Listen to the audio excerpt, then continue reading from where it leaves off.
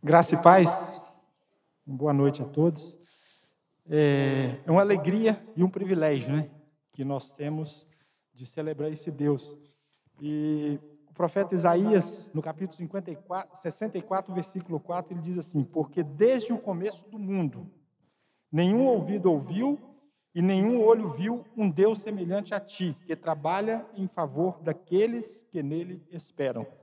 E é esse Deus que nos dá esse privilégio de poder cultuá-lo. Tivemos um dia aí de atividades, tivemos a escola de manhã, tivemos nossas atividades em casa, e Ele nos reservou mais este momento aqui. Esse Deus que nos abençoa, que nos guarda, que nos sustenta, que nos dá o privilégio, mais uma vez eu digo, de poder cultuar. E nós devemos cultuá-lo com alegria no nosso coração, colocar diante dele os nossos anseios, as nossas lutas, as nossas alegrias, e estar preparado para os desafios, né, que Ele tem para nós, com os nossos corações abertos, para a mensagem que vai ser passada aqui através da leitura, através do louvor, através da palavra, que os nossos corações estejam preparados, né, para receber, assim como aqueles que estão à frente aqui, sejam canais da palavra de Deus aos nossos corações. Vamos orar? Deus, obrigado, porque a Tua palavra ela é clara aos nossos corações, e ela nos fala que não há um outro Deus semelhante a Ti, que nos ama, que nos sustenta e que nos dá o privilégio de poder ser reconhecidos ou recebidos como filhos amados do Senhor. Obrigado pelo sacrifício em favor de nossas vidas. E agora, neste momento, Deus, quando nos reunimos aqui, ó Deus, que o Senhor continue nos abençoando e nos dando essa oportunidade, esse privilégio de podermos cultuar ao Senhor. No nome de Jesus. Amém. A equipe de adoração aqui, através da música.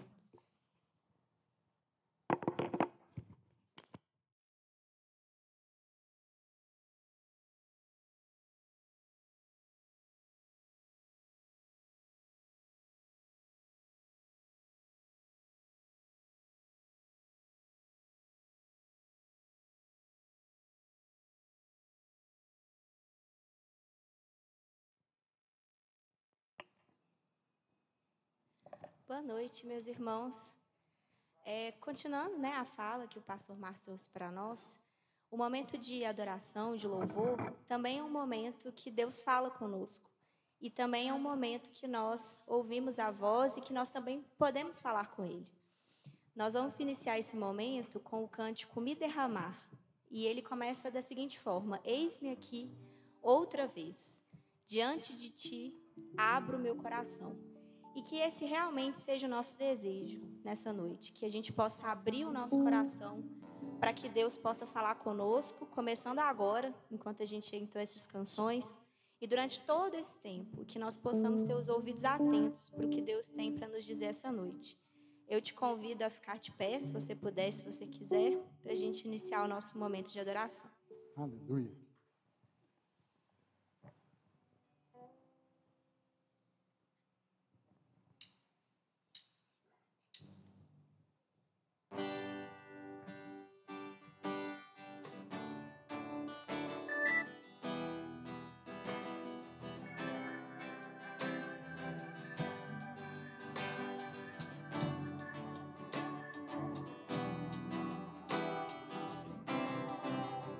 Eis-me aqui outra vez, diante de Ti abro meu coração, meu clamor Tu escutas e fazes cair as barreiras em mim.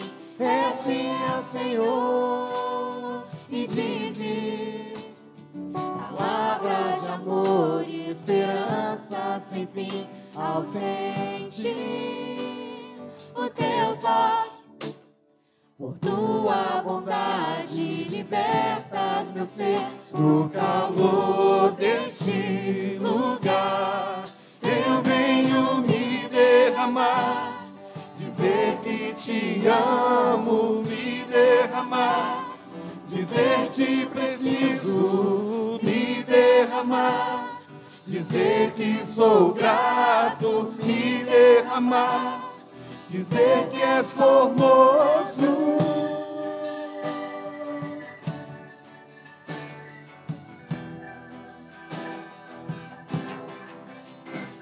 eis-me aqui, outra vez, diante de ti abro meu coração, meu clamor tu escutas e fazes cair as barreiras em mim.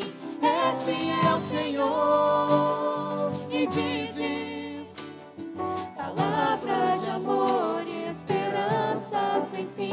Ao sentir o teu toque, por tua bondade libertas meu ser. No calor desse lugar, eu venho me derramar, dizer que te amo, me derramar, dizer te preciso, me derramar, dizer que sou grato, me derramar, dizer que és formoso, me derramar, dizer que te amo, me derramar, dizer te preciso, me derramar, dizer que sou grato, me derramar, dizer que és formoso.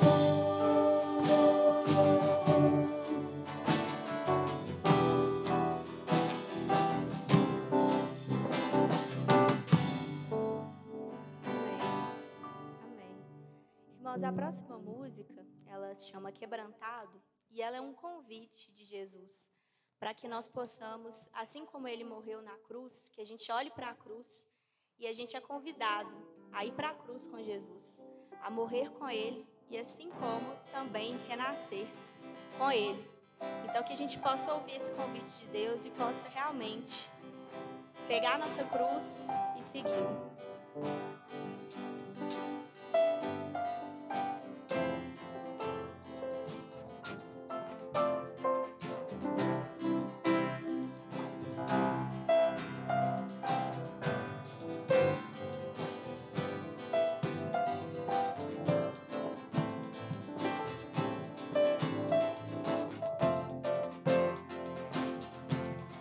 Eu olho para a cruz e para a cruz eu vou do seu sofrer participar, da sua obra vou cantar. Meu Salvador na cruz mostrou o amor do Pai.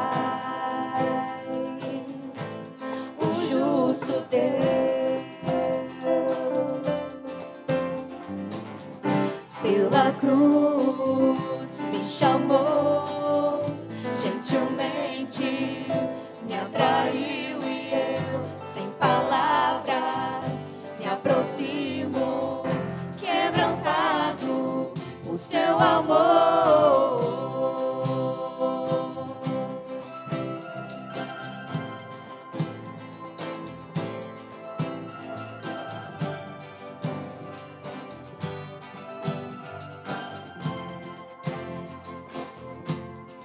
Merecida vida, de graça recebi, por sua cruz, da morte me livrou, trouxe minha vida. Eu estava condenado, mas agora pela cruz eu fui reconciliado. Oh, oh, oh. Pela cruz me chamou, gentilmente me atraiu e eu, sem palavras, me aproximo, quebrantado por seu amor. Pela cruz me chamou, gentilmente me atraiu e eu, sem palavras, me aproximo, quebrantado por seu amor. Impressionante é o seu amor.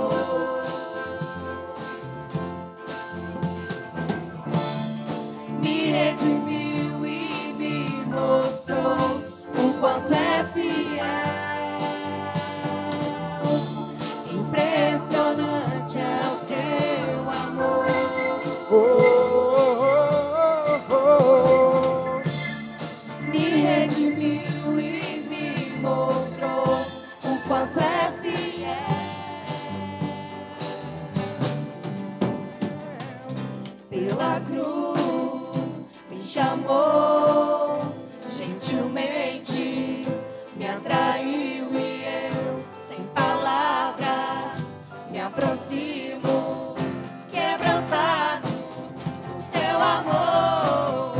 Pela cruz me chamou gentilmente, me atraiu e eu, sem palavras, me aproximo, quebrantado por seu amor.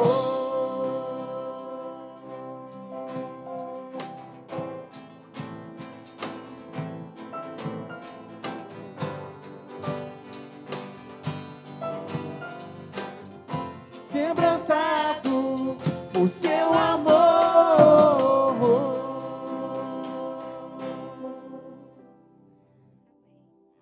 Irmãos, enquanto nós entoamos a nossa terceira música, os irmãos têm a oportunidade de trazer seus dízimos e as suas ofertas. Lembrando que nós estamos em campanha de missões mundiais e o nosso gasofilácio menor é o gasofilácio de missões. Durante esses finais de semana, a gente tem trazido alguns vídeos do pessoal da campanha de missões mundiais.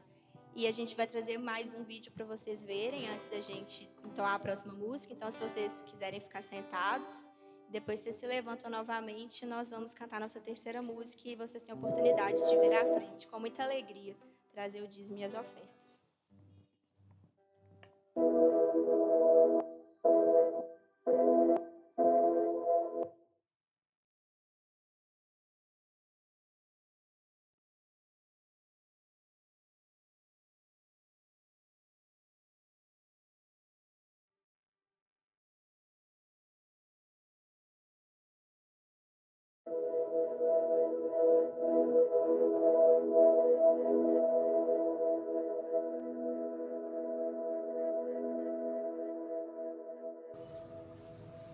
Olá, tudo bem? Xin chào tất cả các bạn. Olá, tudo bem? Graça e paz, irmãos aí do Brasil. Tôi tên là Paulo và tôi là một người đến từ Đông Nam Á và tôi thuộc dân tộc Tày. Meu nome é Paulo, eu moro aqui no Sudeste Asiático e pertenço ao grupo Thai. Tôi rất là vui mừng và biết ơn Chúa vì Chúa đã đến và cứu chuộc đời sống của tôi. Eu sou grato a Deus por ser salvo por Ele e por ter entendido sobre o seu amor para com a minha vida. Trước đây thì làng của chúng tôi không có những người tin Chúa và bây giờ thì làng của tôi có một nhóm nhỏ và sắp tới sẽ có hội thánh. No meu vilarejo, antes não existia cristãos, mas nós louvamos a Deus porque hoje nós temos um pequeno grupo e também em breve teremos uma igreja funcionando. Tôi có sự vui mừng trong lòng và muốn chia sẻ điều đó cho những người mà làng của chúng tôi. E eu vejo essa compaixão de vocês por missões mundiais, enviando os missionários para cá. Agora eu entendo que é a minha vez também de voltar para o meu povo e compartilhar desse amor para com o meu grupo. Qua những công việc mà chúng tôi thì chúng tôi cũng giúp đỡ cho mẹ có một công việc nhỏ. No meu vilarejo nós também temos o desenvolvimento comunitário, onde nós abençoamos a nossa família e algumas pessoas da comunidade. Và mẹ tôi thì bây giờ có công việc tại nhà. A minha mãe hoje ela tem um trabalho num desenvolvimento comunitário na sua própria casa, onde ela pode trabalhar e ter tempo para compartilhar do evangelho também com os seus vizinhos. Tôi rất là cảm ơn những người bạn Brazil luôn luôn cầu nguyện giúp đỡ cho đời sống của chúng tôi. Do fundo do meu coração, eu quero agradecer vocês brasileiros por todo o empenho, por todo o suporte e enviando missionários para este lugar para compartilhar das boas novas. Một lần nữa cảm ơn Chúa và cảm ơn các bạn. Mais uma vez, eu sou grato a Deus e gratos a vocês por tudo que vocês estão fazendo por nós. Deus abençoe.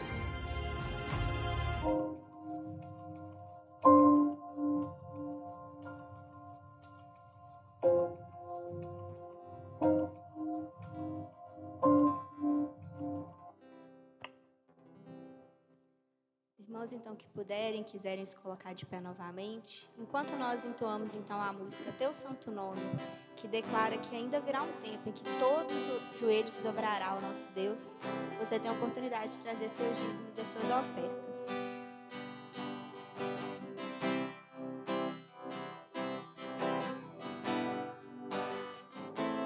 Todo ser que vive louve o nome do Senhor. Toda criatura se derrame aos seus pés, ao som da sua voz, o universo se desfaz. Não há outro nome comparado ao grande eu sou. E mesmo sendo pó, com tudo que há em mim, confessarei que céus e terra passarão, mas o teu nome é eterno. Todo joelho dobrará ao ouvir teu nome, o teu santo nome. Todo ser confessará, louvado seja o teu nome, o teu santo nome. E mesmo sendo pó, com tudo que há em mim, confessarei que céus e terra passarão, mas o teu nome é eterno.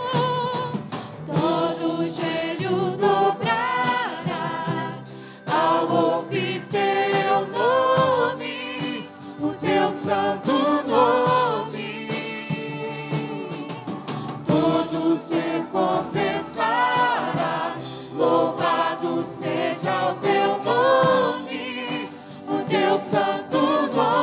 Todo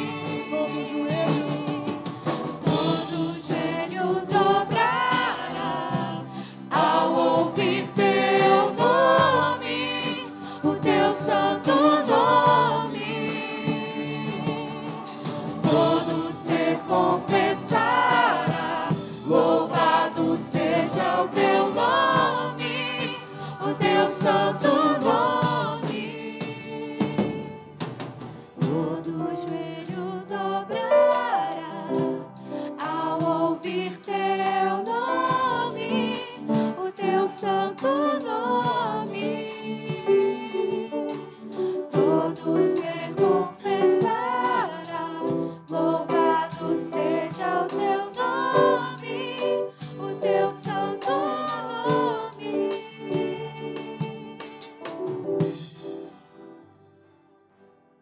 Aleluia. Jesus, após a sua morte, havia alguns discípulos que andavam a caminho de Emaús. Emaús é uma cidade que tinha águas, né, que refrescavam. E após o episódio da cruz, esses discípulos andavam a caminho de Emaús. E Jesus aparece para eles ali, conversando. Mas eles não detectaram que era Jesus. Seus olhos estavam fechados, cegos. Não reconheciam que era o próprio Cristo. E mais à frente, eles acabaram sendo constrangidos e chamando Jesus para entrar na casa, na sua casa, na casa deles. E ali Jesus ceiou com eles, explicou a palavra para eles. Mas quando ele estava ali, partindo pão entre eles, seus olhos se abriram, as escamas caíram, e foi desvendado que ele é o próprio Cristo, o Cristo vivo naquela casa. Sabe, nós damos oportunidade para o Senhor entrar na nossa casa, na nossa vida. O nosso coração é o nosso oikos, a nossa casa.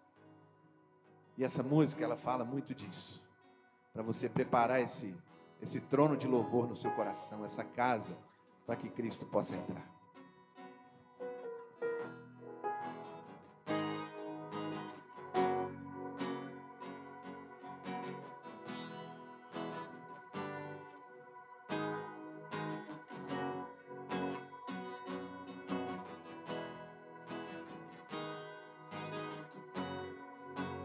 Quem é esse que vem nos abraçando? Quem é esse que vem nos constrangendo com o olhar? Ele é tão sábio, ensina em amor. Ele é tão manso, cuida dos corações. Quem é esse que vem nos abraçando? Quem é esse que vem nos constrangendo com o olhar? Ele é tão sábio, ensina em amor. Ele é tão manso, cuida dos corações. Ele entrou em casa e está à mesa. Ele nos observa, sabe que o esperamos. E ao partir o pão, os nossos olhos se abrem e reconhecemos quem tu és. Ao som da tua voz, os nossos corações queimam de amor, queimam de amor. E ao partir o pão, os nossos olhos se abrem e reconhecemos quem tu és. E ao som da tua voz, os nossos corações queimam de amor, queimam de amor. Nós arrumamos a casa e perfumamos ela toda. Nós preparamos a mesa, tome um lugar de honra. Nós arrumamos a casa e perfumamos ela toda. Nós preparamos a mesa, tome um lugar de honra.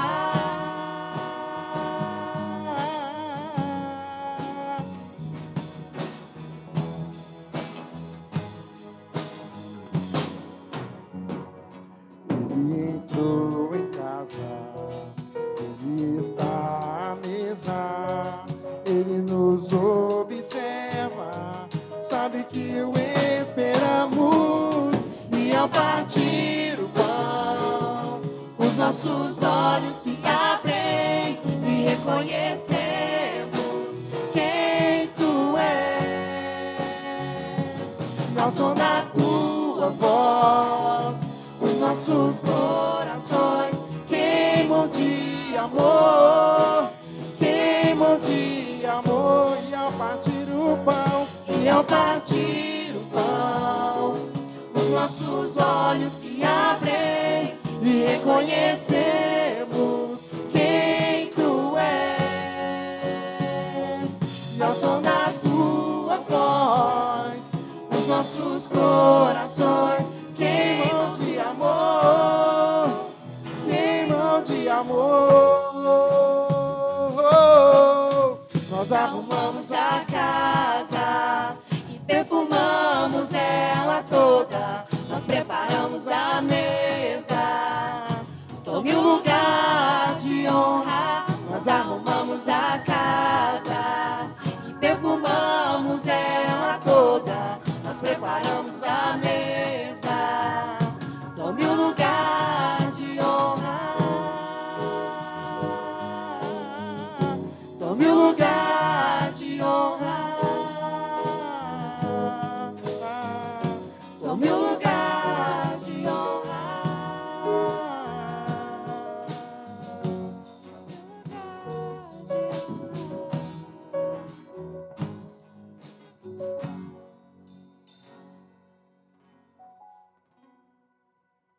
Senhor Deus e Pai, nós te louvamos.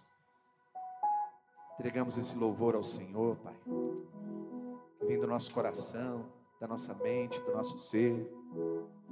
Que o nosso coração possa arder de amor por Ti, como aqueles discípulos na hora que que foram desvendados os seus olhos, quando enxergaram que realmente Tu és o Senhor, o verdadeiro Deus, seus corações se inflamaram, Senhor. Oh Deus, queima o nosso coração também.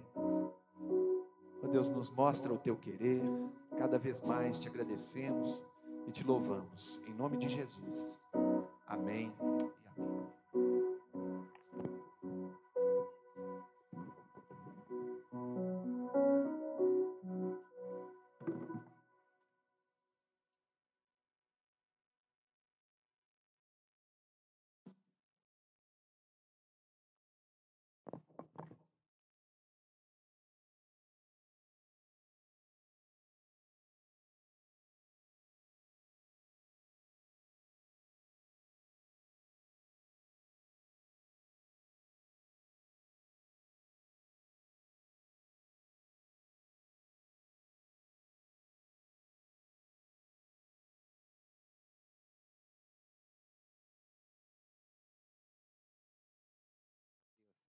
Muito bem, irmãos, antes da gente pensar aqui um pouquinho na palavra, primeiro eu queria dar as boas-vindas àqueles que nos visitam.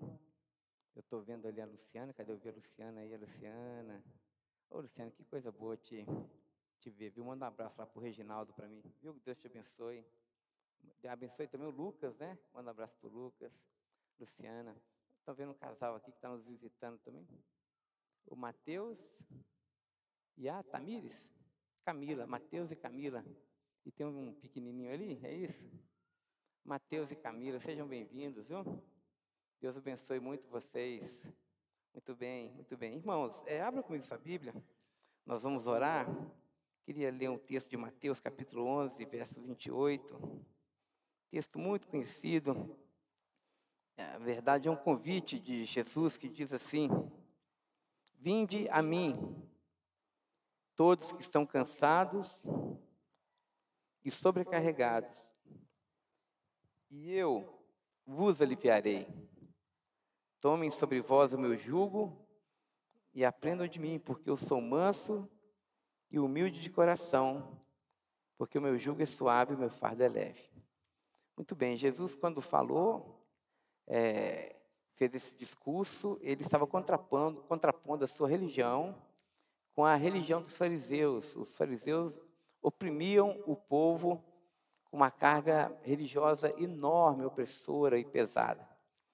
Isso me faz pensar, irmãos, que várias coisas nos levam a nos sentir cansados. Uma dessas coisas são notícias ruins, mensagens ruins que nós recebemos, um boletim médico que a gente não estava esperando, um problema de enfermidade ou um problema de desemprego. Às vezes uma briga na nossa família também nos faz ficar cansados e sobrecarregados. Mas é bem verdade também que muitas vezes nós nos sentimos cansados, sobrecarregados com coisas boas. Às vezes a gente se sente cansado, sobrecarregado nas nossas tarefas diárias, criando um filho pequeno, filho dá trabalho, né? Correr atrás de criança dá trabalho. Às vezes na nossa tarefa diária de ser esposa, de ser marido, de trabalhar. Às vezes você ama o seu trabalho, você gosta daquilo que você faz, mas você se sente cansado daquela rotina e aquilo se torna um peso enorme sobre você. Às vezes a gente se sente cansado de vir para a igreja, cansado de pregar sermão, porque o pastor também cansa de pregar sermão. Às vezes a gente fica cansado de ouvir sermão, cansado de ouvir ensinamento, cansado de estar na comunhão. São coisas boas, nós estamos em companhia de pessoas que nós amamos, somos amados também, mas essas coisas de alguma forma nos cansam, nos oprimem, tiram as nossas energias, né? Eu não tenho dúvida que esse aqui é um convite de Jesus para nós, justamente para essas pessoas que se sentem cansados, não apenas por coisas ruins que nos acontecem, mas também cansados daquelas coisas boas que nos acontecem. E sabe o que é o mais interessante? É que Jesus nos conhece, gente. Jesus sabe que existir não é uma tarefa fácil, é difícil. A gente sente angústia, sente solidão no meio de muita gente. A gente sente carência mesmo quando somos radicalmente amados, né? Então, a palavra do Senhor para nós nessa noite é justamente essa. Seja por grande tribulação que você esteja passando, seja por um momento de desgaste, mesmo quando você colhe as ricas bênçãos de Deus, vá a Ele e descanse nos seus braços. Vá a Ele e permita que Ele renove a alegria da sua rotina. Rotina é uma coisa boa, gente, mas muitas vezes se torna tão pesada para nós. Então, nessa noite, o convite de Jesus é: permita que Ele renove a alegria do seu dia. Permita que Ele tire o tédio da sua existência. Permita que Ele traga sentido, tempero, sabor às coisas que você faz cotidianamente. Não tenha medo da manhã. Amanhã é segunda-feira é um dia tão pesado, né? A gente fica aqui com a cabeça na segunda. Deixa a segunda para amanhã. Mas hoje vamos pensar aqui, hoje vamos descansar nos braços de Jesus, sabendo que o bom pastor cuida de nós, cuida do seu rebanho. Assim, com esse espírito, feche seus olhos e vamos orar ao Senhor, pedindo a Ele socorro, pedindo a Ele descanso. Oremos. Senhor, nessa noite nós estamos na Tua presença. Nós nos lembramos do salmista Davi, que disse que fez calar e sossegar sua alma. Ele se viu como uma criança desmamada nos braços da sua mãe. Ó Deus, nós nos achegamos a Ti porque o Senhor nos compreende melhor do que nós mesmos. O Senhor conhece a nossa estrutura, o Senhor sabe que nós somos pó. Senhor, nós te somos muito gratos pelas ricas bênçãos que o Senhor tem derramado sobre nós. Mas, Senhor, mesmo assim, quantas vezes nos sentimos exauridos, com as nossas energias minadas pela nossa rotina, pelos nossos desafios diários, Senhor. Ó Deus, e nós te suplicamos nessa noite que o Senhor possa renovar sobre nós o óleo da sua alegria, para que o nosso cálice possa transbordar, Senhor. Ó Deus, eu quero te pedir que o Senhor possa visitar as nossas rotinas, as bênçãos que o Senhor tem nos dado, seja o nosso casamento, os nossos filhos, os nossos pais, a nossa escola, o nosso trabalho. Ó Senhor, visita todas essas bênçãos que o Senhor tem derramado sobre nós e muda o nosso olhar, Senhor, para elas. Muda o nosso ânimo em relação a elas, Senhor, a nossa maneira de falar, a nossa maneira de pensar, a nossa maneira de agir. Ó Deus, nós te pedimos que possamos ter a sabedoria para tomar sobre nós o seu jugo que é suave, o seu fardo que é leve, para que possamos, de forma definitiva, encontrar descanso para as nossas almas. Eu oro, Senhor, para que o meu rebanho possa encontrar descanso para as suas almas nessa noite, que possamos estar inteiramente aqui hoje, Senhor, nos esquecemos da semana, do amanhã, que possamos estar aqui hoje, sabendo que somos cuidados e amados pelo bom pastor. E agora, Pai, quando vamos abrir a Tua palavra, fala conosco, que a Tua palavra seja lâmpada para os nossos pés, seja luz para os nossos caminhos. A oração que nós te fazemos, Senhor, e oramos no nome de Jesus. Amém. E amém, amém. Irmãos, antes da gente ler o texto, quero apenas fazer 2 convites para os irmãos para o próximo final de semana. No nosso domingo, o próximo domingo, dia 17, pela manhã, nós teremos um culto para lá de especial na nossa igreja. Nós teremos o nosso domingo de Páscoa, comemoração dessa data fundamental para a comunidade cristã. E nós vamos ter um culto muito gostoso. Nós vamos chegar aqui 7 horas da manhã no domingo. Então você vai colocar o relógio para despertar às 5 horas da manhã, às 4 horas da manhã, né? E vai acordar bem animado e já preparando seu coração para estar na casa de Deus. Nós estaremos aqui às 7 horas, teremos um culto gostoso, com louvor, com adoração, com palavra. E depois nós teremos ainda um momento para lá de especial, quando nós teremos a ceia do Senhor também. Depois, em seguida, a ceia do Senhor, no término do nosso culto, nós vamos descer ali para a cantina, e até que, enfim, né, nós teremos aquele momento gostoso de comer juntos. Daqui a pouco a gente fica sem máscara também, né? Nós vamos ter aquele momento gostoso de comer juntos e ter aquela mesa bonita. Os irmãos vão poder trazer cada um prato especial que você fez de madrugada, não é assim? Então você vai vir e a gente vai ter aquele momento abençoado. Então marque na sua agenda, domingo que vem, 7 horas da manhã, culto da ressurreição. Se você puder e a saúde permitir, venha de jejum para a igreja, tá bom? A gente vai passar amanhã de jejum, depois a gente vai entregar o nosso jejum, vai comer junto com os irmãos. Eu não conheço programa melhor e mais abençoado do que esse. Muito bem, e nesse mesmo domingo, próximo domingo à noite, para aqueles que não vieram pela manhã, nós tivemos aqui uma assembleia extraordinária, muito abençoada. E nessa assembleia nós fizemos a eleição de um novo ministro para o Ministério Pastoral, que é o pastor Tiago Lopes, aquela figura bonita e atlética que está ali atrás, está vendo? Olha, não é? Então o pastor Tiago hoje faz parte aí de forma oficial do nosso Ministério Pastoral. E no domingo que vem, à noite, às 19 horas, nós teremos o nosso culto de posse. Então vai ser um culto assim de gala, né? Então, vocês vão ver o pastor Pedro vestido de pastor. Eu vou vir vestido de pastor, de terno e gravata, e né, assim, bem tradicional, e aí vai ser aquele culto gostoso, né, pastor? Pode vir assim, não pode? Vou ver se eu faço a barba melhor, tal, e passar o perfume, todo mundo com banho tomado, igreja, né? Igreja cheirosa, e aí nós vamos ter um culto de ação de graças e agradecendo a Deus pela vida do pastor Tiago, e nós vamos ter aqui a presença de alguns irmãos da convenção, um culto muito especial. Então, também salve aí na sua agenda, domingo que vem, às 19 horas, culto de posse do pastor Tiago aqui na nossa igreja, tá certo? Amém?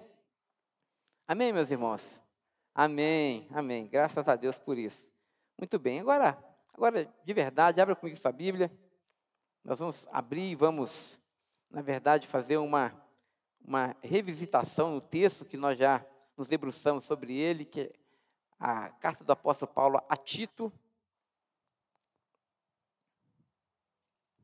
Hoje nós encerramos essa carta tão preciosa, epístola do apóstolo Paulo a Tito.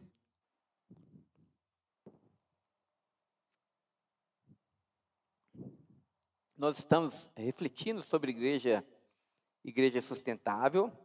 Nossa igreja funciona a partir de duas virtudes muito importantes para nós, preciosas para nós.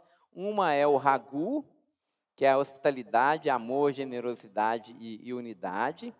Nós já trabalhamos bem o Ragu aqui na nossa igreja, vamos voltar a falar sobre o Ragu.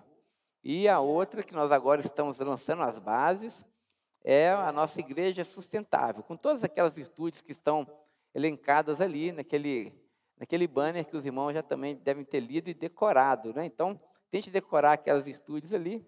Nós vamos falar um pouquinho de algumas delas nessa noite. E nós, para desenvolvermos essa temática da igreja sustentável, nós iniciamos com o estudo da Epístola de Tito, e com a graça de Deus, a partir, não do domingo que vem, mas do domingo do dia 24, nós vamos voltar a nossa temática agora trabalhando dentro da Epístola de Pedro, primeira carta do apóstolo Pedro também, dando mais uma vez essa ênfase naquilo que nós estamos chamando de igreja sustentável. Muito bem, domingo passado o pastor Tiago trabalhou conosco o capítulo 3 da Epístola de Tito. Tito tem apenas 3 capítulos, e a minha tarefa aqui nessa noite é bem simples, é fazer aqui para os irmãos um resumo daquilo que nós estudamos até aqui, da mensagem dessa carta, né? E da sua aplicabilidade para a nossa igreja sustentável, ok? Então, nós vamos fazer um resumo, aqueles que nos visitam vão pegar um pouquinho desse resumo, né? E aí nós vamos encerrar a epístola de Tito. Muito bem. Aqueles que nos acompanharam até aqui, viu que essa epístola do apóstolo Paulo foi escrita ao seu filho na fé, esse homem chamado Tito, que era um grego, e Tito vivia numa cidade conhecida como Creta, que ficava ali na região da Grécia, né, a maior ilha da Grécia, e vimos que essa região tinha uma característica muito interessante. Os cidadãos cretenses eram conhecidos por 3, não antivirtudes, se a gente pode dizer assim, ou por 3 defeitos, ou por 3 pecados. Eles eram... Vamos lá? 1:25, eles eram classe, não se lembram? Mentirosos, ou seja, eles não se sustentavam na verdade. O pessoal dos jovens sabe, não é, Esther? O pessoal dos jovens estão sabendo. Eles eram mentirosos, ou seja, eles não se sustentavam na verdade. Nós trabalhamos muito isso aqui na igreja, os jovens já sabem o que a gente está querendo dizer com essa questão. Eles também eram bestas feras, ou seja, eles eram movidos pelo seu próprio ventre, eles eram reativos, eles pensavam com o fígado, agiam com o fígado, né? Eles cancelavam as pessoas, e também, além desses 2 pecados, eles também eram preguiçosos, mentalmente preguiçosos. Eles não pensavam sobre a vida, os motivos que levavam a fazer aquilo que eles estavam fazendo. Então, eles tinham uma anestesia mental, né, uma sonolência mental. Era uma característica muito própria dessa cultura. Foi o Epimênides, um filósofo grego, que falou justamente isso dos cretenses, que eles eram mentirosos, bestas feras, né, vorazes nesse sentido. Eles eram consumistas ao extremo e, ao mesmo tempo, eles tinham uma mente preguiçosa. Eles não raciocinavam sobre as questões mais fundamentais e mais elementares da vida, sobre o sentido da vida, o que eu faço aqui, onde eu vou, né, o que eu estou fazendo aqui, né, qual é o significado de todas as coisas. Então, eles tinham preguiça de pensar sobre isso. Eles consumiam avidamente prazeres e experiências sensoriais, mas eles não se firmavam nessas coisas que transcendiam a mera fisicalidade, né? Então, eles eram pessoas bastante preguiçosas. Nós vimos isso. Paulo, então, comissiona esse seu filho na fé, Tito, para viver nessa cidade e treinar homens, discipular pessoas dessa cidade, para que essas pessoas desenvolvessem algumas virtudes e se firmassem em alguns pilares. E é justamente esses pilares aqui que eu gostaria que a gente revisitasse nessa noite.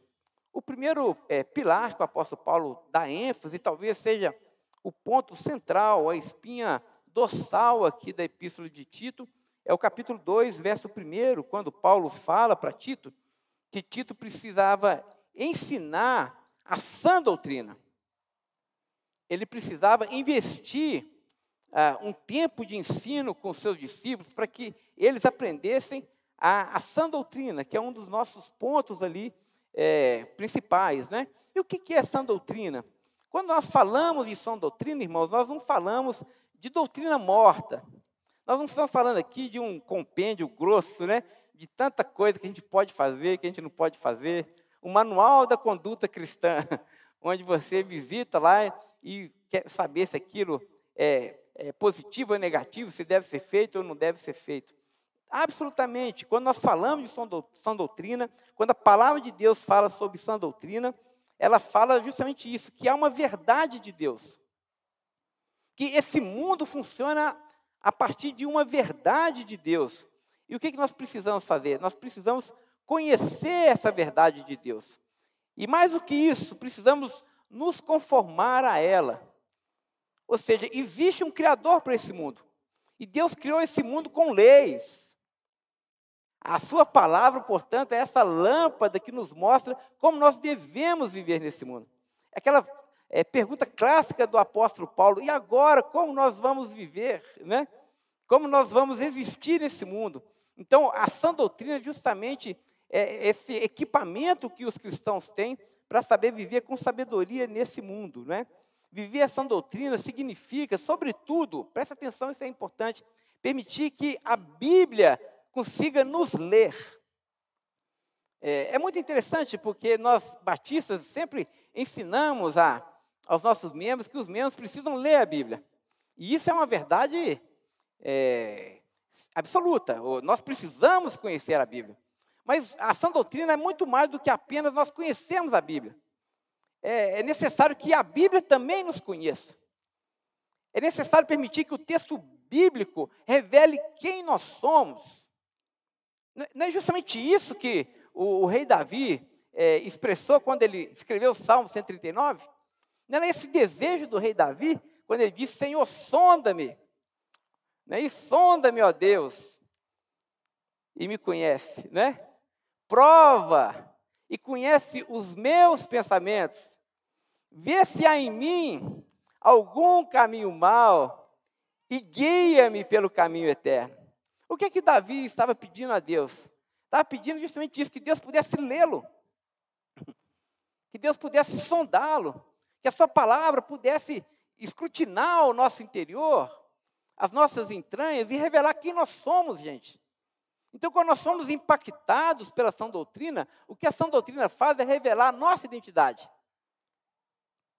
Como os teólogos vão dizer, é necessário que a gente permita que a palavra de Deus fale contra nós, que ela denuncie os nossos maus hábitos, ela nos mostre onde nós estamos errando, ela corrija o nosso pensamento. Isso é a sã doutrina. Então, quando nós falamos de sã doutrina, nós não estamos falando de uma letra morta, mas nós estamos falando de algo vivo, né? A prática da sã doutrina, irmãos, então implica justamente experimentar essa fé que é viva e é transformadora. Eu gosto dessa palavra, fé transformadora, porque é justamente isso que a fé cristã deve produzir em nós, transformação. Porque quando nós somos impactados pelo Evangelho de Jesus, se tem algo que acontece com a nossa vida, é que nós somos transformados. A nossa mente é transformada, nós sofremos uma metanoia, nossa maneira de ver o mundo é transformada, os nossos afetos são transformados, nós começamos a amar aquilo que Deus de fato ama, porque conhecemos Deus, fomos impactados pela sua sã doutrina e fomos revelados a esse caráter de Deus, e agora porque estamos diante da face de Deus e contemplamos a sua beleza, nós discernimos por meio da sua palavra e da comunhão que temos com Ele, aquilo que é bom e aquilo que não é bom, aquilo que Deus ama, e aí nós aprendemos a amar como Deus ama, e aquilo que também Deus abomina, nós aprendemos a abominar aquilo que Deus abomina. Portanto, não basta apenas, gente, nós conhecemos versículos bíblicos, nós precisamos pensar biblicamente.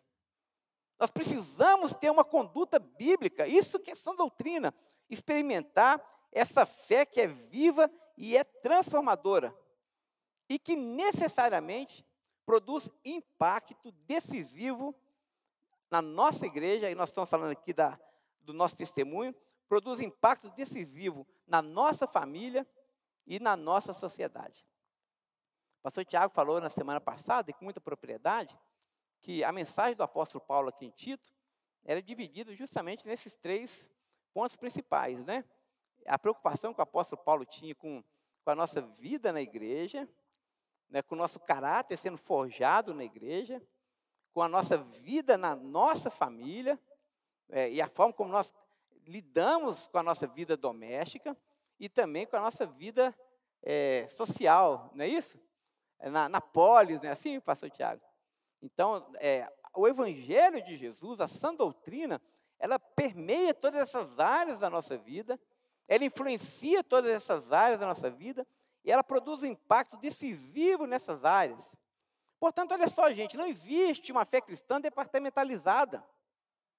O que nós afirmamos aqui como sã doutrina é justamente isso, que não existe a fé cristã não é uma fé de gueto. Não é uma fé que a gente pratica apenas no domingo pela manhã, ou no domingo à noite, né? Ou ligamos o botãozinho lá quando a gente vai falar com o irmão, então na reunião de jovens. Aí eu me lembro que eu sou cristão apenas na reunião de jovens, ou na escola bíblica dominical. O que Paulo está dizendo é que a fé cristã, ela abrange todas as áreas da nossa vida. A fé, ela conversa com todas as áreas da nossa vida. Deus é Senhor, Cristo é Senhor, não apenas quando nós estamos na igreja, gente. Ele é Senhor do nosso trabalho.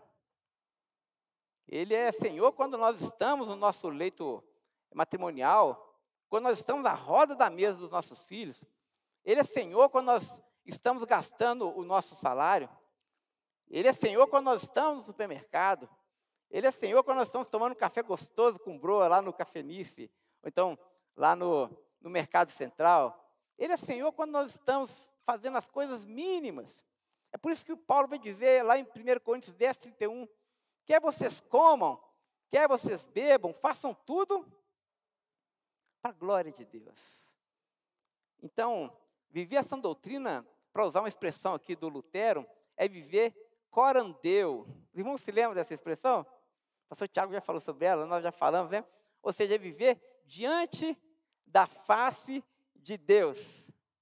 E eu não consigo enxergar experiência mais gratificante que você acordar de manhã. Veja, gente, o que eu estou querendo dizer é que o Evangelho de Jesus não tem nada de tédio nele, porque existe coisa mais gostosa que você acordar de manhã e enxergar o mundo imbuído de Deus. Um mundo prenhe de Deus, grávido de Deus. Você olhar pela janela da sua casa e contemplar o teatro da glória de Deus. Ver a beleza de Deus no seu cachorro, ver a beleza de Deus no seu filhote, né? Ver a beleza de Deus no choro da criança, ver a beleza de Deus no trânsito, ver a beleza de Deus no seu local de trabalho. Acredite, ver a beleza de Deus no seu chefe, né? Aquele chefe joia. Quando nós enxergamos isso, nós começamos a entender o que significa a sã doutrina que o apóstolo Paulo está dizendo, e como ela permeia todas as áreas da nossa vida. Né? Nós precisamos disso. É por isso que Paulo vai dizer para Tito, de uma forma bem enfática, Tito, olha, se preocupe com isso, de transmitir aos seus ouvintes essa sã doutrina. Essa doutrina que produz vida, gente, porque o cristianismo, a vida cristã, não é uma coisa morta, pesada, e que você tem que carregar durante a semana, e aquela tristeza. A vida cristã, ela é cheia de vida, porque Jesus disse, eu sou o caminho, verdade, e o quê? Vida, no grego, zoe, não é isso? Zoe, essa vida que alegra o mundo, né? Jesus é essa vida, gente. Jesus é a alegria dos homens, Jesus deve ser a nossa alegria. Isso é questão doutrina. Paulo está dizendo, então, que nós precisamos preservar essa sã doutrina. E é isso que nós ensinamos a nossa igreja, domingo após domingo, a desenvolvermos essa vida de comunhão com Deus. Porque a teologia não é tanto falar sobre Deus, mas é viver com Deus. Né? Às vezes a gente fala que teologia, a gente senta e cita grego, cita hebraico, né? E tal, e aí os irmãos, nossa, que erudição. Mas muito mais do que falar sobre Deus, a vida cristã é viver com Deus. É perceber Deus, né? É perceber Deus andando com você e você andando com Ele. Então, é isso que nós investimos aqui na igreja, né? E nós precisamos ensinar isso para os irmãos. E mais uma vez, é isso que nós investimos domingo após domingo, no púlpito, na escola bíblica dominical, para desenvolvendo na vida dos irmãos a sã doutrina e o caráter de Deus. E aqui vai uma preocupação, irmãos. Eu estava lendo um artigo do Tim Keller. Os irmãos conhecem o Tim Keller, né? Um escritor muito, muito famoso, americano. E ele estava manifestando uma preocupação muito grande. Ele está dizendo que nós vivemos na era da tecnologia. E nessa era da tecnologia, os crentes, os membros da igreja dele, eram radicalmente influenciados pelas mídias sociais e pelas igrejas eletrônicas. E eles ouviam sermão de tudo quanto é tipo, né? Então, eles ouviam, na segunda-feira, um sermão mais de viés pentecostal, na terça adventista, na quarta um presbiteriano, na quinta um batista, e fica aquela torre de Babel na cabeça do crente. O crente não sabe no que acredita, então acredita de tudo um pouco embolado, né? E o que nós defendemos, e o que nós também queremos dizer com sã doutrina, é justamente esse lugar onde nós estamos aqui, esse rebanho que Deus nos deu. Deus deu a essa igreja pastores. E a nossa tarefa é ensinar o rebanho de Deus a palavra do Senhor. Então, eu de forma alguma vou proibir você de participar da igreja eletrônica, tá bom? Você pode assistir, mas doutrina e palavra de Deus você vai aprender aqui conosco. Combinado? Não é? É aqui, nós somos responsáveis. Se você achar que está errado, é antibíblico, pode falar comigo. Eu estou aqui com o irmão Aminadab sentado aqui do meu lado, né, irmão Aminadab? O irmão Aminadab, quando chegou para a igreja, ele era membro lá da Igreja Batista do Tupi, não é? Eu fui convidado para ser pastor na igreja do Tupi, o irmão Aminadab era membro lá. Acabou que eu não fui pastor do Tupi, fui pastorear aqui, o irmão Aminadab mudou para cá e se tornou minha ovelha aqui. Olha que coisa interessante. Aí, ele chegou para a igreja, pastor Tiago, falou assim, pastor Pedro, eu estou aqui nessa igreja, eu quero te dizer uma coisa. Eu não estou aqui por causa de homens, eu me lembro disso. Mas eu estou aqui por causa da palavra de Deus. E eu vou ficar sentado ali. E o dia que o pastor pregar alguma coisa que eu não concordo, eu vou falar com o irmão. Não foi isso, irmão Aminadab? Até hoje o irmão não falou nada, não sei se por constrangimento.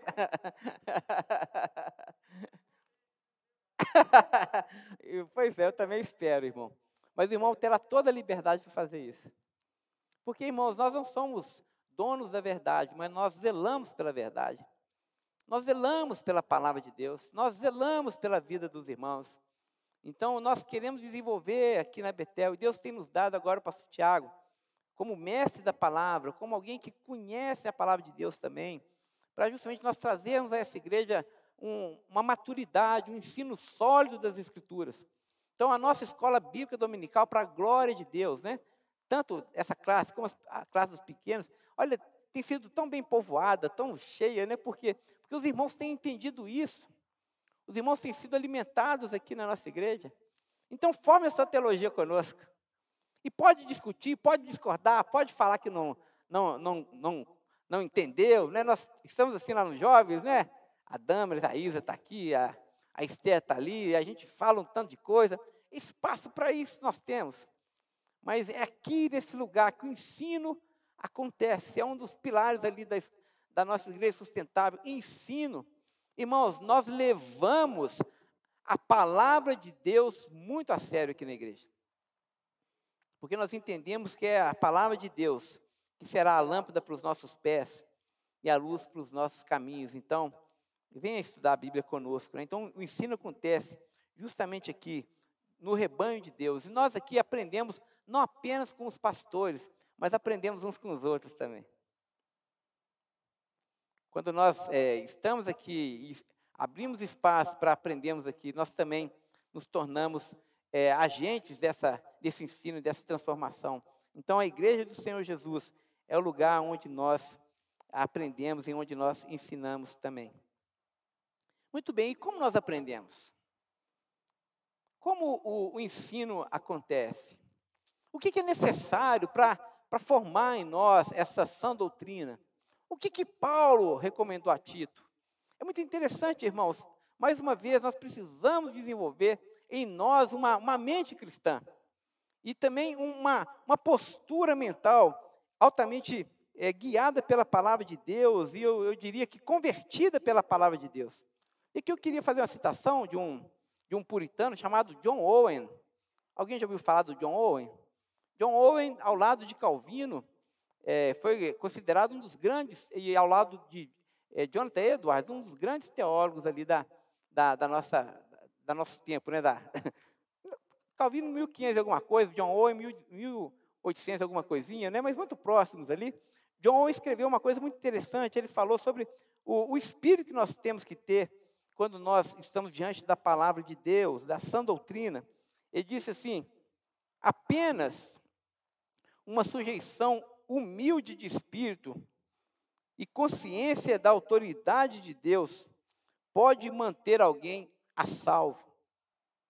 salvo do erro, a menos que neguemos a nós mesmos e todas as nossas ideias e opiniões, e a menos que nos tornemos humildes e ensináveis, jamais poderemos receber o Evangelho.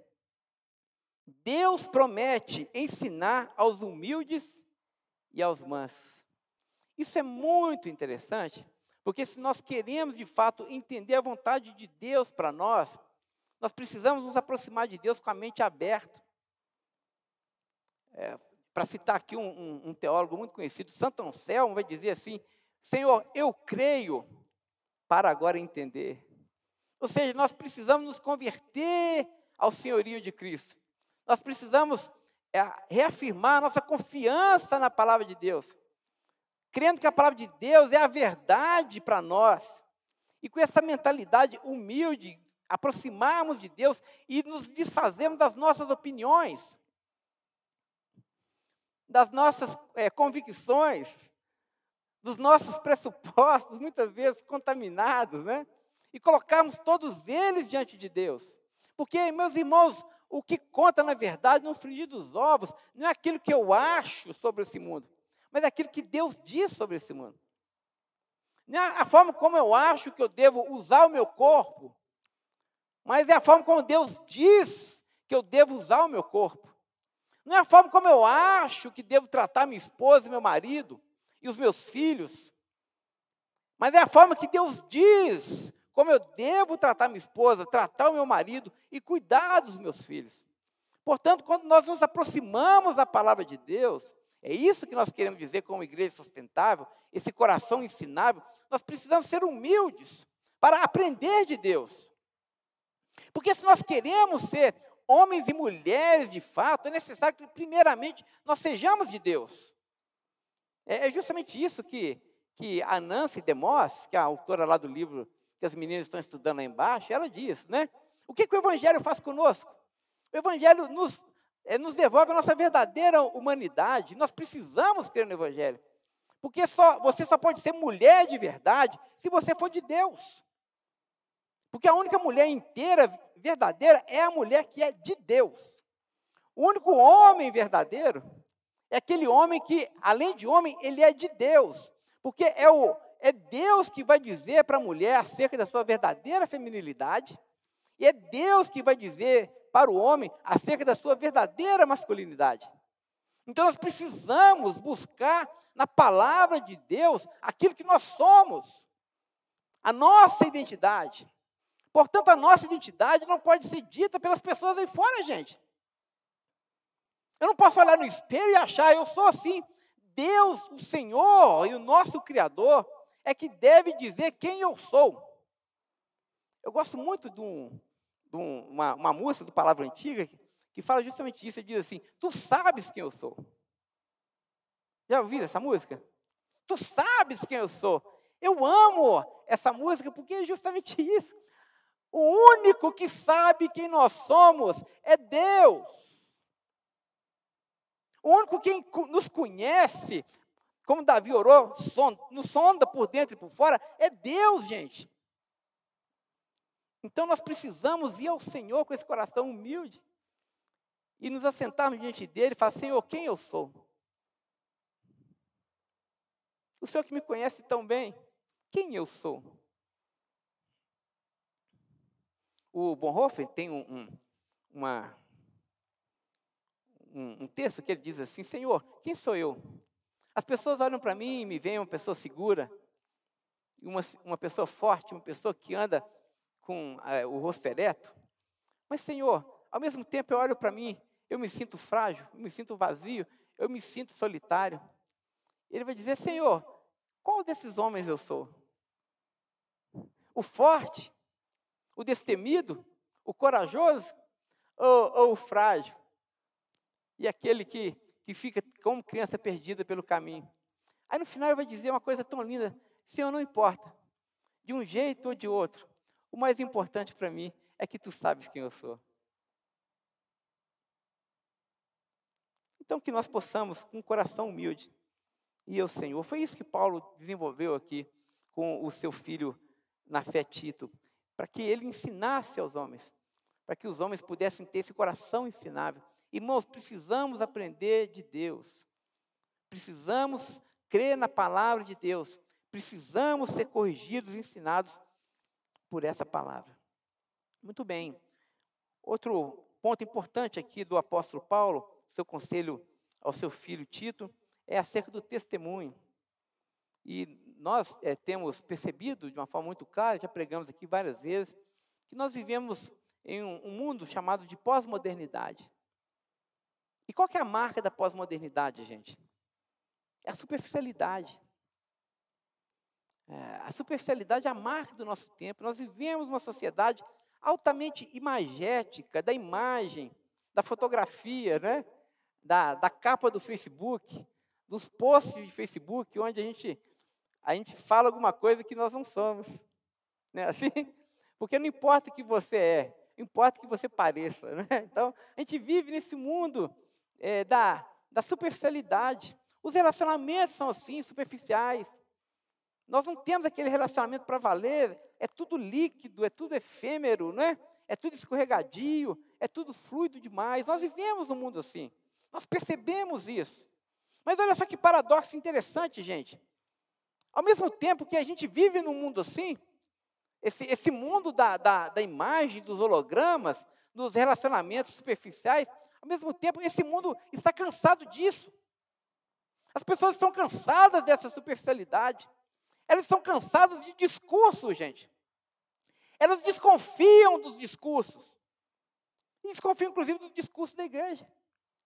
E talvez você esteja sentado aí no banco e vendo eu pregando, está desconfiado do meu discurso. E talvez no nosso inconsciente, ou até mesmo conscientemente falando, a gente pensa assim, será que esse pastor, de fato, ele vive isso aí?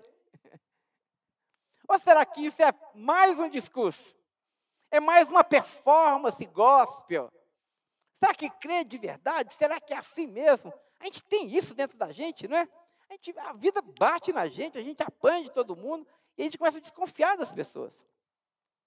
É aqui que entra o evangelho, gente. É aqui que entra a nossa tarefa de ser testemunha. É aqui que entra um dos grandes pilares ali da igreja sustentável, que é justamente essa questão da densidade. Olha ali, nós colocamos ali, não é isso? Densidade e profundidade. As pessoas precisam disso. As pessoas estão enfaradas com discursos vazios, com papo demais. As pessoas querem ver a nossa vida. As pessoas querem ver o nosso comportamento. E a gente precisa ter densidade em nós. Povo de Deus, o mundo precisa ver verdade em nós. Nós somos a Bíblia que esse mundo está lendo. Não é assim? As pessoas estão lendo o Evangelho em nós, gente. Então nós precisamos dar esse testemunho para esse mundo, não de palavra, não apenas dizer, olha, vá por esse caminho.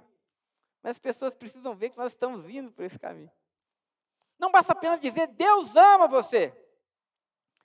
As pessoas precisam se sentir amadas por nós. Não apenas dizer assim, Deus é santo. Mas as pessoas precisam ver santidade em nós. Não basta apenas dizer, Deus não faz acepção de pessoas. Mas eles precisam ver essa aceitação em nós, gente. Às vezes a gente canta aqui, Senhor, vem e me abraça, não é? Vem, eu quero sentir o seu calor, mas como é que Deus vai abraçar esse mundo, gente? Cadê a carne e osso de Deus para abraçar esse mundo? Porque as pessoas precisam de carne e osso. As pessoas precisam de sangue na veia. Quem é essa pessoa que vai abraçar esse mundo? Que vai trazer calor para um mundo tão gelado? Somos nós. Nós é que devemos abraçar em nome de Deus. Nós é que devemos amar em nome de Deus. Nós é que devemos tirar o nosso dinheiro e ofertar em nome de Deus. Nós é que devemos socorrer as pessoas em nome de Deus. Esse é o testemunho que nós somos chamados a dar. Mais uma vez, na nossa igreja. Né? Entre nós. Que não haja acepção de pessoas entre nós. Que não haja rivalidades entre nós. Que não haja divisões entre nós. Nós precisamos dar um testemunho aqui na igreja. Mas também, como o apóstolo Paulo falou, na nossa casa, gente. A gente precisa tocar e produzir vida na vida da nossa esposa, do nosso marido, dos nossos filhos. O testemunho, a palavra de Deus encarnada em nós, precisa alcançar a nossa família. Nossa esposa precisa se sentir amada por Deus através do nosso amor. Nosso marido precisa se sentir cuidado por Deus através do nosso cuidado. É assim que as coisas funcionam. Nós precisamos desse testemunho para o mundo também. Amanhã você vai sair, você vai pegar um ônibus, você vai pegar um metrô, você vai almoçar.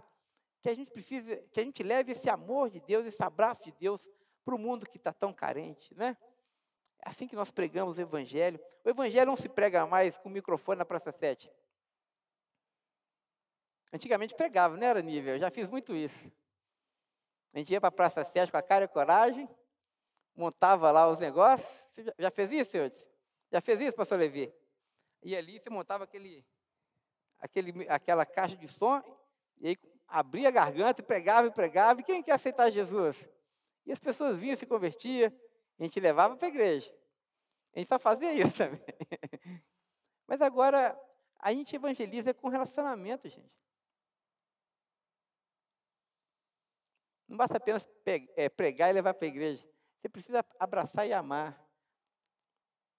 Você precisa cuidar, você precisa emprestar os seus ouvidos. É isso que nós queremos dizer com testemunho, com densidade e com profundidade. Paulo nos lembra que nós estamos em Creta, mas nós não somos de Creta. De forma alguma, o nosso comportamento deve envolver mentira, deve envolver violência, deve envolver qualquer tipo de preguiça. Nós somos cidadãos de um novo mundo. Nós estamos em Creta, mas nós não pertencemos a Creta. Pertencemos ao reino de Deus. E por fim, nós precisamos sempre nos lembrar que nós carregamos a mensagem do Evangelho de Jesus. Olha só o que diz aqui um teólogo, agora esse contemporâneo, chamado Leslie Nibbe. Ele diz assim: a igreja primitiva não se enxergava como uma sociedade religiosa privada. Ou seja, ela não vivia entre quatro paredes. Isso tem a ver com a nossa fé. A nossa fé não é uma fé privada. Ela não é uma fé que deve ser vivida apenas entre quatro paredes. Ela se considerava um movimento lançado na vida pública do mundo. Ela desafiava os cultos públicos do Império Romano, reivindicando a lealdade de todos a Cristo, e isso sem exceção. O que é a nossa mensagem? A nossa mensagem é justamente essa. Nós precisamos lembrar esse mundo, que esse mundo pertence ao Senhor Jesus, que existe apenas um Senhor. Por isso nós afirmamos que esse mundo precisa saber que há apenas um Senhor e que esse mundo pertence a Jesus Cristo e todos devem lealdade a Ele. Mas eles só ouvirão essa mensagem se a nossa vida refletir essa mensagem. Se houver em nós coerência, se houver em nós verdade. E por fim, Paulo também chama e exorta Tito, e também para que ele ensine aos seus discípulos, para que eles vivam a vida da igreja, a sua vida na fé, com compromisso e envolvimento, um dos pilares também aí da nossa igreja sustentável. Isso implica afirmar que nenhum cristão se faz sozinho. Não existe vida cristã fora da igreja, gente. Não existe vida cristã para desigrejado. Vida cristã é na comunidade, é no corpo. É aqui que nós nos alimentamos. Nós nos precisamos, gente. Nós nos precisamos. Por isso nós precisamos de nos envolver, de nos comprometer. É porque é no corpo de Cristo que nós somos alimentados. É no corpo de Cristo que Deus fala conosco. É no corpo de Cristo que nós somos encorajados a viver a vida de Deus. É no corpo de Cristo que nós discernimos a vontade de Deus para nós. Mas é também no corpo de Cristo onde nós encorajamos a outros. É aqui que nós também compartilhamos os dons que Deus nos deu para a edificação do nosso irmão. Portanto, o Evangelho de Jesus nos chama ao compromisso. Nos chama à entrega. Porque se o Evangelho de Deus não nos custa apenas poucos trocados, pequenas frações do nosso tempo, não custa a nossa juventude e saúde, então esse Evangelho não significa nada para nós e certamente não irá significar nada para as futuras gerações. Porque quando nós falamos de compromisso, nós falamos de entrega total. Nós precisamos dar tudo para o Rei Jesus. Todo o nosso tempo, nossos dons, nossos talentos, tudo tem que ser colocado no altar de Deus. Nós precisamos viver a vida cristã com a máxima densidade e intensidade possível. Porque quando nós entregamos tudo no altar de Deus, aí sim a nossa mensagem será valiosa.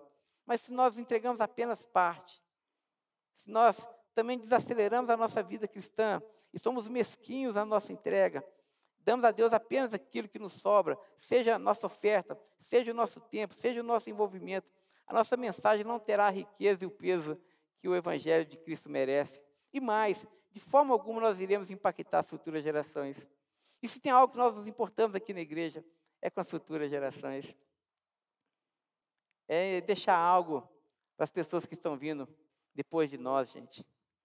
Nós falamos aqui, a gente vai repetir mais uma vez. Gente, nós estamos passando. E não é tempo de perdermos a nossa energia com as coisas desse mundo. É tempo de nós vivermos o Evangelho de Jesus com intensidade. É tempo de nós darmos o nosso melhor para o Altíssimo. É tempo de permitir que essa palavra de Deus nos transforme a partir do nosso interior. É tempo de deixar que os rios de água viva da palavra de Deus possam fluir do nosso interior. É tempo da gente comunicar vida para esse mundo. É tempo das pessoas desse mundo conhecerem e saberem que Jesus morreu por elas. Que Jesus de Nazaré é o único capaz de dar sentido à vida das pessoas. E nós só fazemos isso quando Jesus nutre a nossa vida de sentido também. Portanto, a nossa oração nessa noite é que Deus possa nos avivar. Talvez se a gente pudesse ouvir aqui o coração do apóstolo Paulo, quando ele escreve a Tito, talvez a ânsia do apóstolo Paulo, a urgência da sua mensagem era justamente essa, para que Deus avive o seu povo. Para que Deus desperte o seu povo, para que Deus coloque em nós esse senso de urgência grande e avassalador, de que nós precisamos comunicar o Evangelho da sua graça, que esse fogo possa queimar no nosso coração. Essa é a minha oração nessa noite. Amém, irmãos? Feche seus olhos, vamos orar e pedir ao Senhor por isso.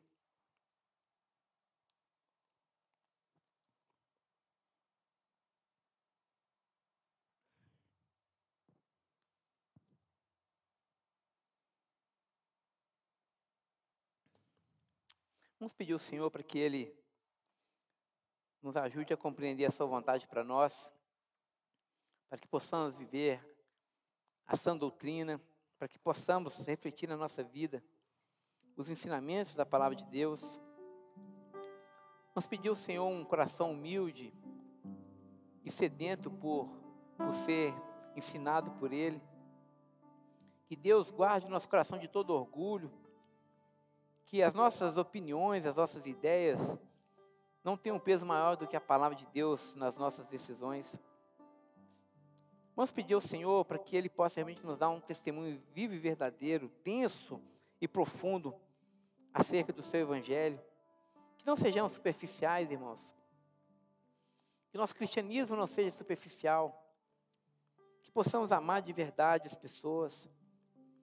Sobretudo, que possamos carregar essa mensagem de Jesus, não apenas nas quatro paredes da igreja, mas no nosso culto público, na nossa vida pública, entre os homens, que jamais nos envergonhemos do Evangelho da graça de Deus, onde quer que nós formos nessa semana, que possamos levar a palavra do Senhor, por meio das nossas palavras, mas sobretudo por intermédio do nosso testemunho. E por fim, vamos pedir ao Senhor que possa nos fazer comprometidos com o seu reino, comprometidos com a igreja local, comprometidos com o Evangelho de Jesus que está sendo pregado. Vamos pedir ao Senhor que Ele nos ajude a entregarmos tudo no seu altar, que a nossa entrega não seja a conta-gotas, não seja mesquinha, não seja avarenta, mas que possamos entregar tudo. Dar o nosso máximo para o Altíssimo, dar o nosso coração de forma integral ao Senhor nosso Deus. Vamos orar. Ó Senhor, nosso Deus bendito, nosso Pai de amor, te agradecemos nessa noite pela Tua palavra, te agradecemos porque ela é a verdade, ela fala a verdade sobre nós, ela fala a verdade sobre a sua igreja, ela revela as nossas entranhas. Ó Deus, nós nos aproximamos de Ti nessa noite, Senhor, E desejamos tanto viver essa sã doutrina na nossa igreja, na nossa família, na nossa sociedade. Ajuda-nos, Senhor, para que a nossa fé não seja apenas uma mera confissão,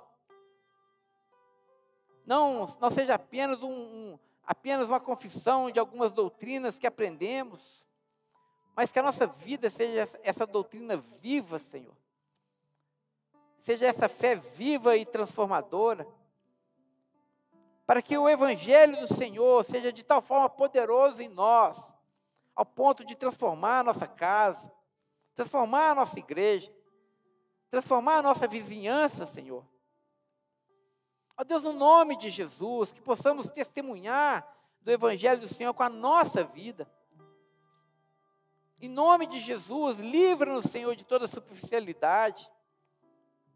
Livra-nos, Senhor, de uma vida aquém dos seus altos ideais, que possamos te amar com toda a intensidade do nosso ser, que possamos dar o nosso máximo a Ti, Senhor. Faça isso para a Sua própria glória. Ó Deus, que possamos edificar essa igreja, Senhor. Que a Betel seja essa igreja sustentável, essa igreja firmada nessa sã doutrina, nesse testemunho, nesse compromisso. Faça isso entre nós. Gere isso entre nós. É o nosso desejo, essa é a nossa oração. Oramos no nome de Jesus. E assim que a graça do Senhor Jesus, o amor de Deus, o nosso bondoso Pai, que as doces consolações do Teu Santo Espírito seja com todo o seu povo, espalhado por toda a terra, não apenas hoje, mas até o dia de Cristo Jesus. Amém, amém e amém. Amém, irmãos. Domingo mais que abençoado a todos. Com a graça de Deus, domingo, 7 horas da manhã, nos encontraremos novamente. Amém. Fiquem em paz.